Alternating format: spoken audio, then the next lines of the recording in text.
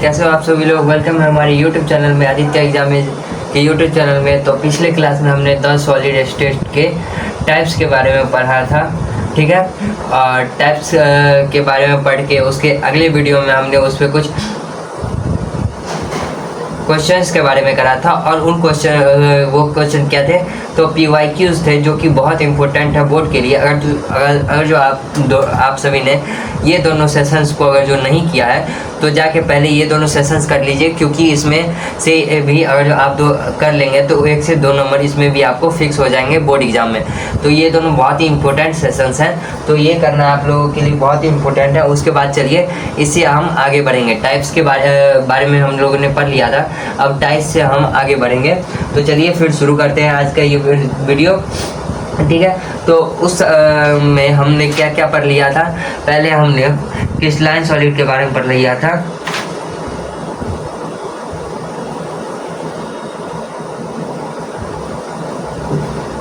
Crystalline solid, then amorphous solid,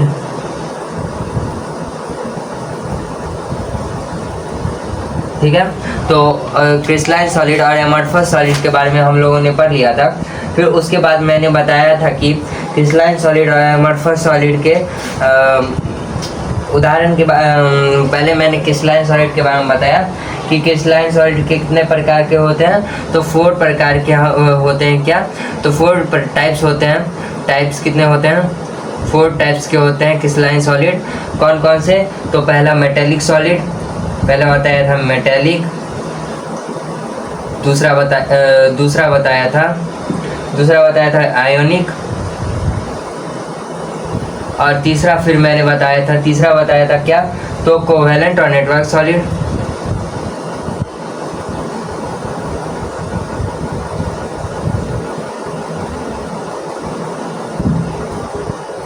और उसके बाद मैंने बताया मॉलिक्यूलर सॉलिड। क्या बताया? तो मॉलिक्यूलर सॉलिड,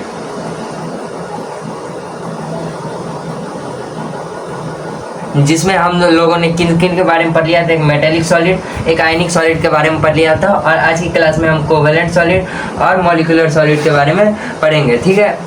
तो फिर चलिए आज की क्लास को शुरू करते हैं। एक्चुअली आज मॉलिक्यूलर सॉलिड नहीं मैंने सोचा था कि मैं मॉलिक्यूलर सॉलिड पढ़ा दूंगा, बट आज कोवेलेंट सॉलिड और नेटवर्क सॉलिड में भी टाइम लगेगा। तो चलिए आज पहले नेटवर्क सॉलिड, कोवेलेंट सॉलिड को पढ़ लेंगे। अगली क्लास में हम मॉलिक्यूलर सॉलिड के बारे में पढ़ लेंगे, ठीक है। तो चलिए आज की क्लास को हम स्टार्ट करते हैं। और मैं आज क्या कर दूंगा, आपको डिफरेंस भी बता दूंगा। क्या बता दूंगा? डिफरेंस बिटवीन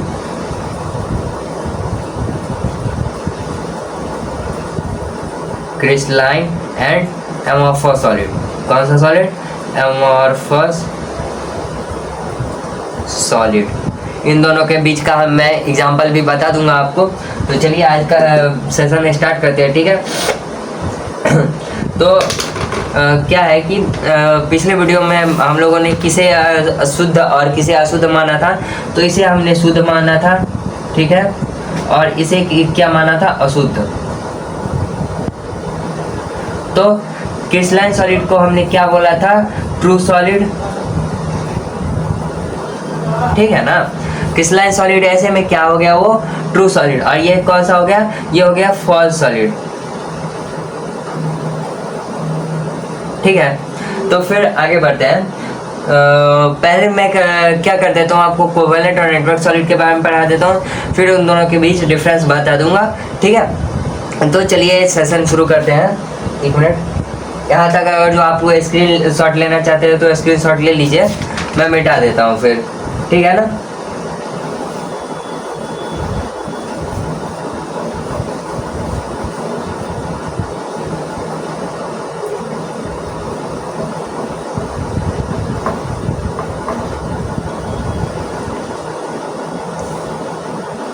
तो चलिए आगे बढ़ते हैं। तो कोवेलेंट सॉलिड या नेटवर्क सॉलिड के बारे में पढ़ने से पहले हमें कुछ बातें जाननी पड़ेगी, ठीक है।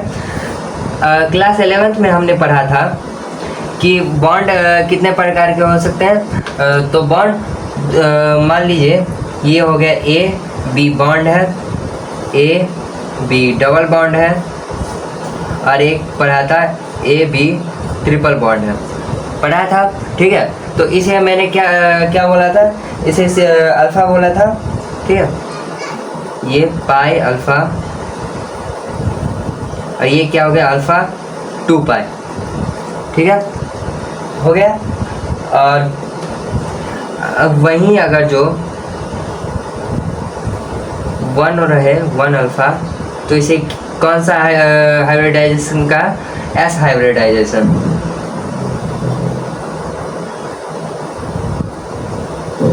ठीक है, इसे एस हाइब्रिडाइजेशन। और ये 2 रहे तो एस पी हाइब्रिडाइजेशन। ये इम्पोर्टेंट है इसलिए मैं पहले ही बता देता हूँ।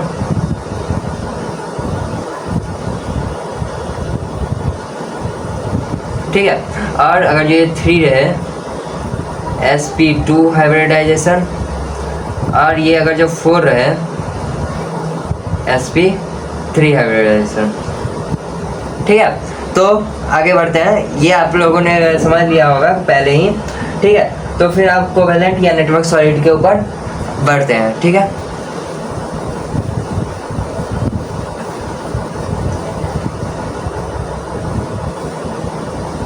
तो हेडिंग देंगे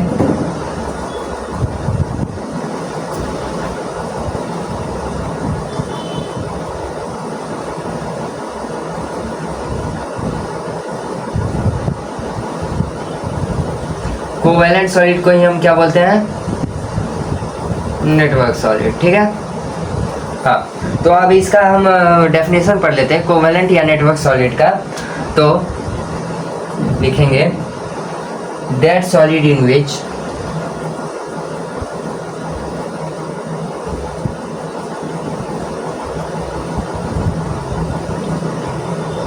atoms are attached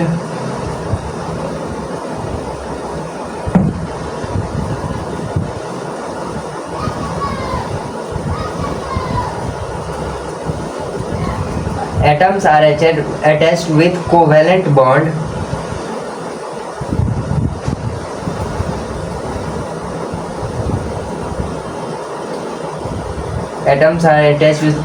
is known as covalent or network solid।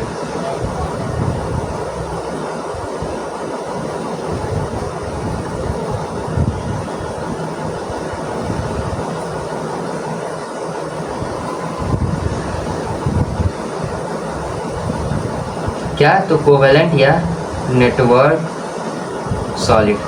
तो कोवेलेंट या नेटवर्क सॉलिड किसे कहते हैं, that solid in which atoms are attached covalent bond are known as covalent और नेटवर्क सॉलिड। कोवेलेंट बॉन्ड किसे कहते हैं, तो इसे मैंने बताया कि जैसे मान लीजिए ये हो ए बी हो गया, तो इन दोनों के बीच को क्या कहते हैं, बॉन्ड कहते हैं।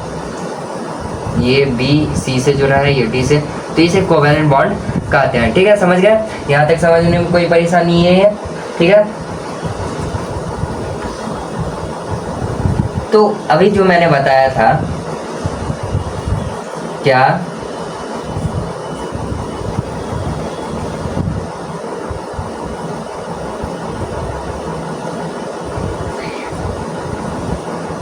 यहाँ पे सिग्मा था, यहाँ पे सिग्मा, यहाँ पे पाई, यहाँ पे सिग्मा, यहाँ पे 2 पाई।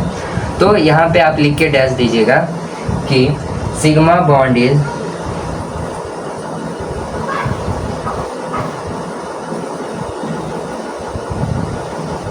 स्ट्रॉन्गर देन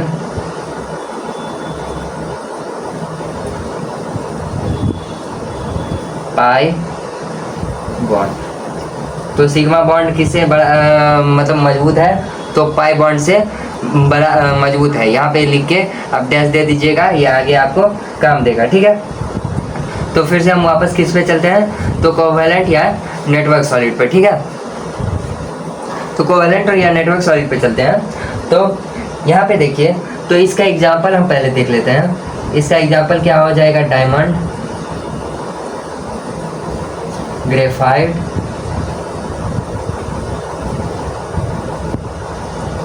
फिर हो जाएगा सैंड और सिलिका। क्या हो जाएगा, सैंड और सिलिका हो जाएगा। फिर क्या हो जाएगा, सिलिकॉन कार्बाइड।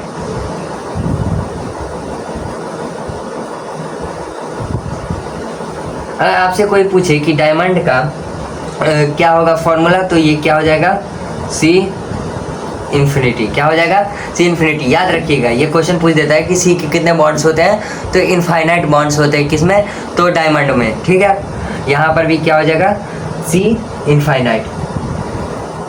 ठीक है, और सिलिका में क्या हो जाएगा, तो SiO2, और इसका क्या हो जाएगा, इन्फिनिटी हो जाएगा। ठीक है, और फिर सिलिकॉन कार्बाइड का क्या हो जाएगा, SiC, इसका भी क्या हो जाएगा, इन्फिनाइट हो जाएगा। ठीक है, यहाँ तक समझ गए, कोई दिक्कत नहीं है, परेशानी नहीं है, तो फिर इसे आप कॉपी में नोट कर लीजिए, मैं आगे बताता हूँ। ठीक है, तो यहाँ पे हम देखें कार्बन का एग्जांपल लेते हैं। ठीक है, कार्बन नेटवर्क कोवेलेंट और नेटवर्क सॉल्यूट, ये मेनली किसका एग्जांपल है, जिसमें कार्बन ही होता है, कार्बन ही होता है। ठीक है, इसका कॉन्स्टिट्यूएंट पार्टिकल कार्बन से होते हैं, तो वही हुआ। ठीक है, तो ये कार्बन का सॉलिड है। ठीक है, और इसके बारे में आप पढ़ते हैं। मान लीजिए मैंने क्या ले लिया, डायमंड का। ठीक है, तो मान लीजिए ये सी जो है, इसके कितने वैलेंस इलेक्ट्रॉन हैं, 4। ये किससे फिर सी से करेगा,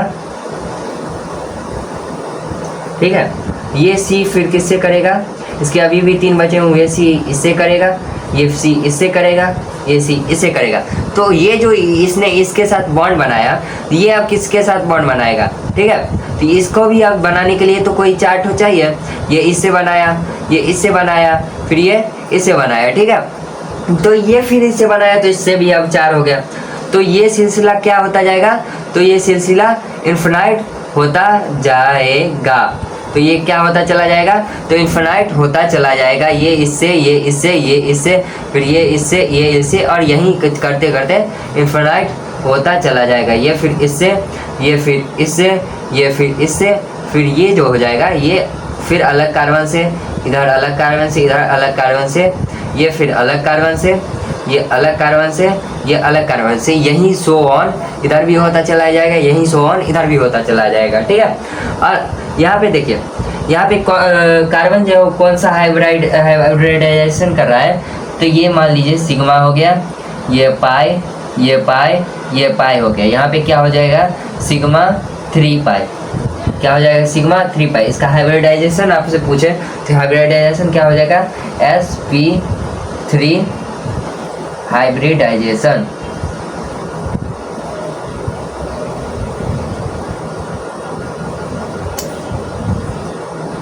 लिख करके डैश दीजिएगा, स्टार दे के डैश दीजिएगा कि कार्बन मेक्स sp3 हाइब्रिडाइजेशन।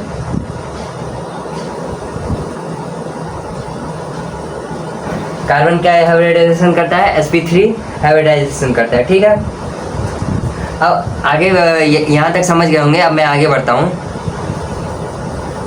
इसे मैं मिटा देता हूँ।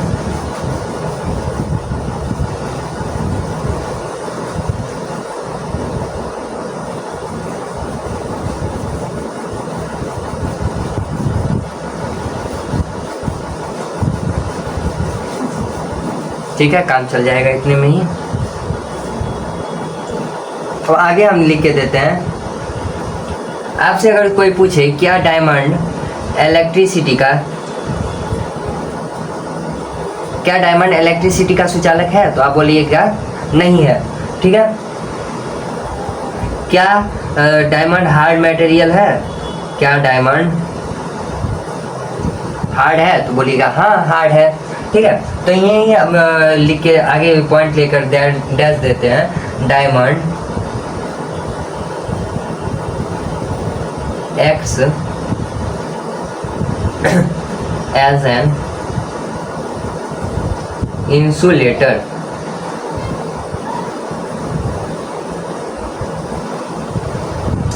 बिकॉज, क्यों, अगर जो इंसुलेटर आपसे पूछे कि डायमंड इंसुलेटर की तरह क्यों काम करता है, इस इंसुलेटर का हिंदी होता है कुचालक। इंसुलेटर का हिंदी क्या होता है, तो इंसुलेटर का हिंदी होता है कुचालक।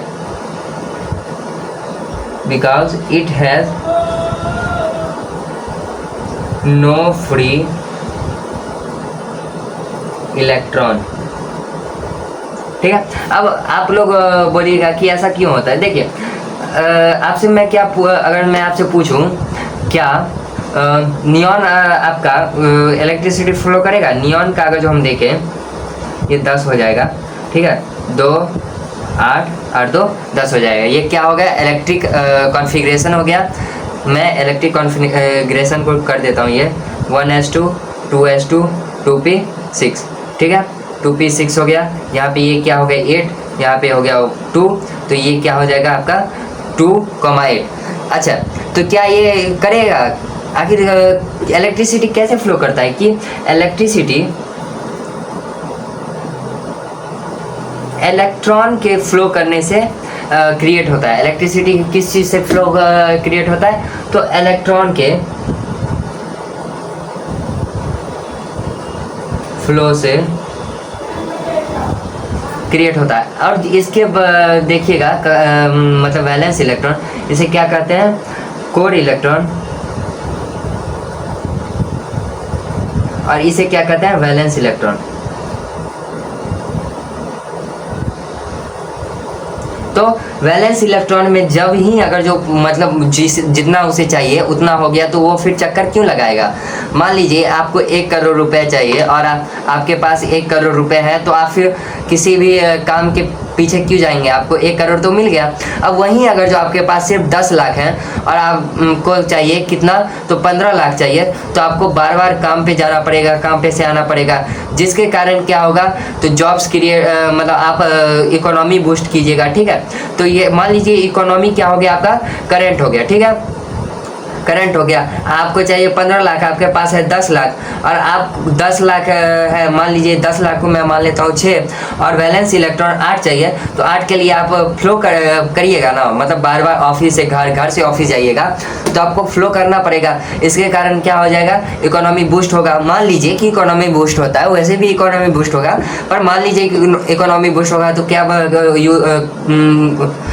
क्रिएट होगा, तो करंट क्रिएट होगा। तो ऐसे ही काम करता है करंट। तो वैलेंस इलेक्ट्रॉन के प्रवाह से ही क्या होता है कि करंट काम करता है। ये कोर इलेक्ट्रॉन किसी भी काम का नहीं होता। आपसे पूछे कि इलेक्ट्रिसिटी किस इलेक्ट्रॉन के प्रवाह से क्रिएट होता है, तो आपको क्या बताना है, वैलेंस इलेक्ट्रॉन। क्या वैलेंस इलेक्ट्रॉन किसके प्रवाह से, तो वैलेंस इलेक्ट्रॉन के प्रवाह से इलेक्ट्रिसिटी क्रिएट होता है। आई होप यहाँ तक समझ रहे होंगे, यहाँ तक आपको कोई भी दिक्कत परेशानी पीड़ा नहीं होगी। ठीक है, आगे बढ़ते हैं देन। ठीक है, यहाँ पे मैं मिटा देता हूँ।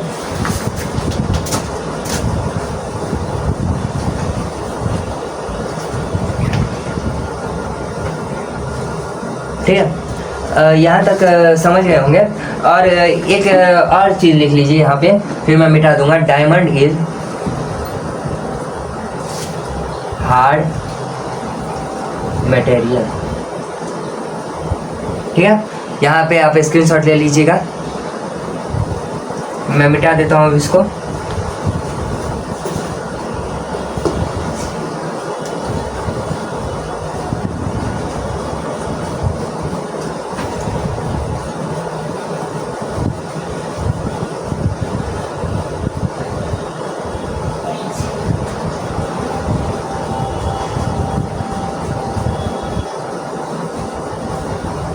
ठीक है, डन। अब आगे बढ़ते हैं। आपने कोवेलेंट सॉलिड और नेटवर्क सॉलिड के बारे में पढ़ लिया। ठीक है, अगले क्लास में मैं इसे और एक्सप्लेन कर दूंगा और नेक्स्ट टॉपिक पे भी चला जाऊंगा। फिलहाल आज हम क्या देखते हैं, आज हम देख लेते हैं किसका, तो डिफरेंस। आज हम डिफरेंस देख लेते हैं। और मैंने आपको बताया था कि मैं आपको नेक्स्ट क्लास में एक क्वेश्चन बताऊंगा, कि क्वेश्चन क्या था वो, कि ग्लास इज एज्यूम्ड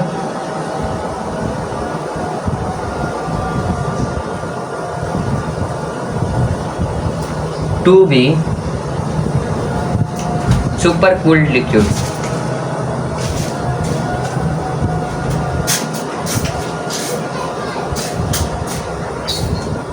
ठीक है, why।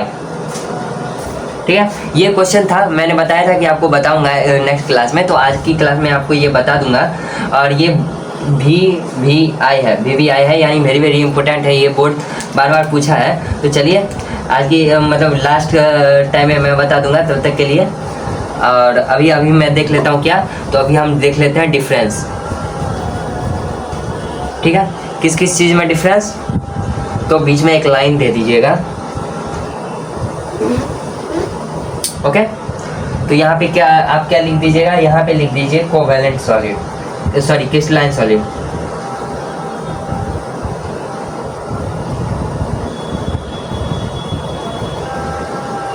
ठीक है, और यहाँ पे क्या लिख दीजिएगा, कोवैलेंट सॉरी एमॉर्फस सॉलिड।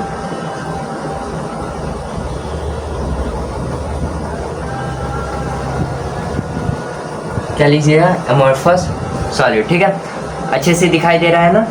चलिए आगे बढ़ते हैं।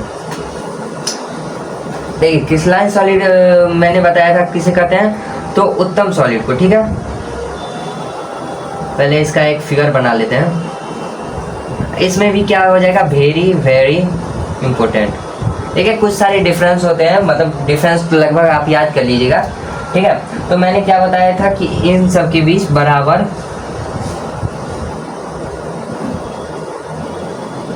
हो जाएंगे। देखिए मान लीजिए ये प्रॉपर अरेंजमेंट है, प्रॉपर अरेंजमेंट है। ठीक है, ये प्रॉपर अरेंजमेंट है, और एमॉर्फस सॉलिड की तरफ हम क्या कर देंगे, इम्प्रॉपर अरेंजमेंट, मतलब कहीं पर भी कुछ भी हम डाल देंगे। ठीक है, देखिए इन सब के, इन दोनों के बीच प्रॉपर गैप है, इन दोनों के बीच प्रॉपर गैप है, इन दोनों के बीच प्रॉपर गैप है, इन दोनों के बीच प्रॉपर गैप है, फिर इन दोनों के बीच प्रॉपर गैप है, प्रॉपर गैप, प्रॉपर गैप। ठीक है, ठीक इसी प्रकार इस सब के बीच क्या हो जाएगा, तो प्रॉपर गैप हो जाएगा। तो यही क्या हो जाएगा, क्रिस्टलाइन सॉलिड का फिगर हो जाएगा। लेकिन वहीं पे देखिए क्या इन दोनों के बीच प्रॉपर गैप है, इन दोनों के बीच के मुकाबले, तो आप बोलिएगा कि नहीं है, तो यही क्या हो जाएगा आपका क्रिस्टलाइन सॉलिड एमॉर्फस सॉलिड में यहीं पे एक अंतर हो गया। ये कौन सा अंतर हो गया, पहला अंतर हो गया। ठीक है, और अगला बढ़ते हैं। तो इसे अगर जो हम लिखें तो ये क्या लिखाएगा, वेल पैक्ड अरेंजमेंट।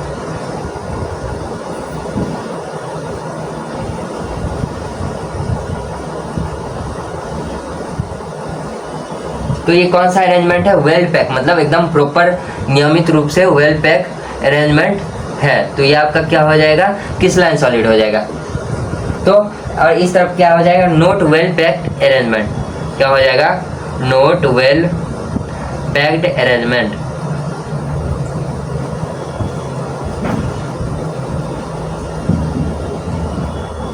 ठीक है, समझ गया, इसमें वेल पैक्ड अरेंजमेंट नहीं है और इसमें वेल पैक्ड अरेंजमेंट है। ठीक है, आगे बढ़ते हैं। और इसमें क्या हो जाएगा, रेगुलर फ्यूजन, मतलब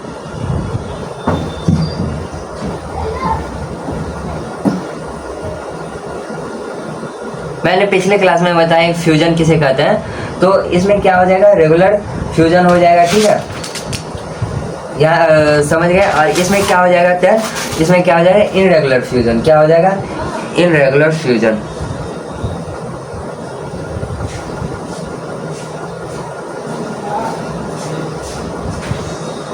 इनरेगुलर फ्यूजन हो जाएगा। ठीक है, और इसमें क्या हो जाएगा आगे, लॉन्ग रेंज ऑर्डर।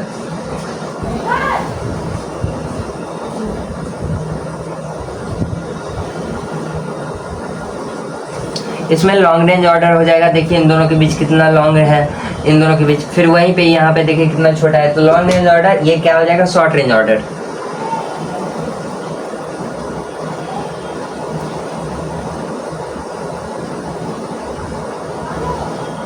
ठीक है, शॉर्ट रेंज ऑर्डर, और ये हो गया लॉन्ग रेंज ऑर्डर। ठीक है, it has highly melting point. ठीक है,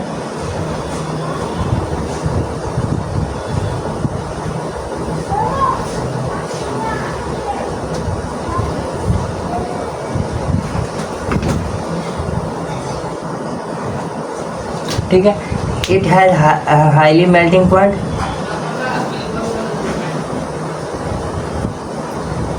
it has low melting point.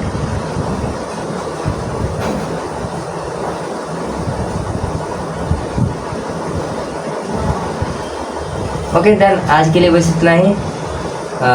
Thank you. आज बस इतना ही रहने देते हैं, अगली वीडियो में हम कर लेंगे और आगे का डिफरेंस। ये डिफरेंस वीडियो क्या हो जाएगी, बहुत ही लॉन्ग हो जाएगी। ठीक है, और देन थैंक यू, और मिलते हैं अगली वीडियो में। Take care, bye.